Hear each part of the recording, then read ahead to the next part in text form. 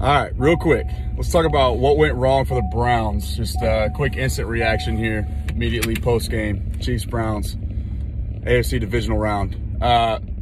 First of all, Kevin Stefanski, right, should be what a lot of people know already to be the eventual head coach, coach of the year.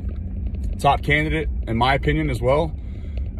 Win the toss on the road against the odds-on favorite to win the Super Bowl and repeat as Super Bowl champs with former league MVP Patrick Mahomes.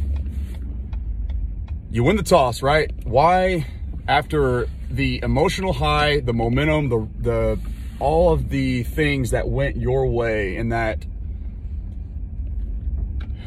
franchise-altering victory last week against a divisional rival in the Steelers, why not win the toss, elect to receive, and go out and punch somebody in the mouth and, you know, strike first, have a chance to ride the momentum from last week and get out ahead and you know, just set your team up on the road in a hostile environment against, you know, the defending Super Bowl champs.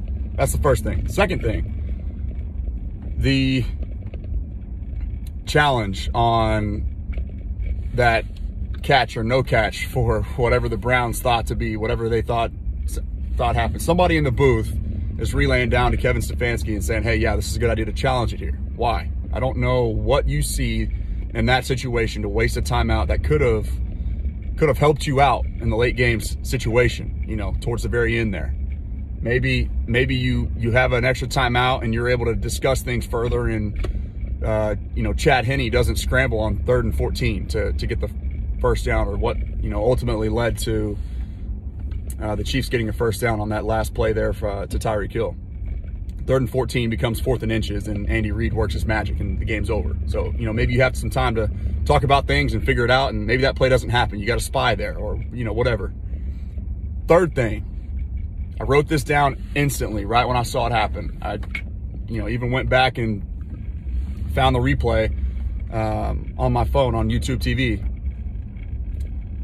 It's 2nd and 11. There's about 4 minutes and change. It's the last possession the Browns had, right? 2nd and 11. The Chiefs, basically, they walked down their nickel backer, and I think it was Sorensen and one other backer they had in the game at that time. Walked, so they're showing 8 guys in the box, basically. The Browns have a 3-receiver set, and so Baker obviously sees that pressure, senses it, walks up to the line of scrimmage, checks the play. I don't know what he checked into or what he was saying at the line of scrimmage. And so he knows pressure is coming. He knows that they're engaging and that they're going to be blitzing from, you know, multiple different gaps.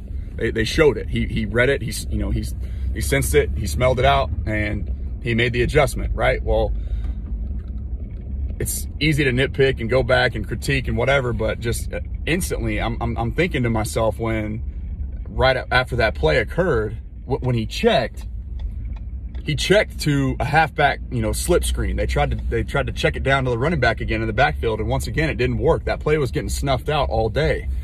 And so to me, it just doesn't make sense when, you know, in that play call, he knows pressure's coming. I get it, but you've got 3 receivers running 15 yards down the field to sell the, you know, the halfback screen, as opposed to, you know, get a couple guys crossing shallow, just, you know, dump it right behind the blitz. Like, they've snuffed out that play call all day long. You haven't executed it once, and you've tried it on 4 different occasions. Granted, 2 of them were drops on Nick Chubb's behalf, but that play hasn't worked. You haven't had success there.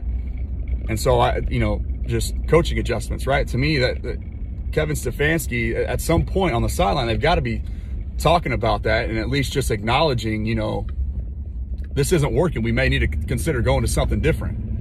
And so, you know, valiant effort there for the Browns, hanging in there after being down, you know, I think at one point was a 3-possession game, you know, battling back a team that isn't, you know, necessarily designed to do so, but, you know, they did. They hung in there. They had every chance, and, you know, the touchback through the end zone, that fumble that Rashard Higgins had that would have been, you know, would have led to 6 points.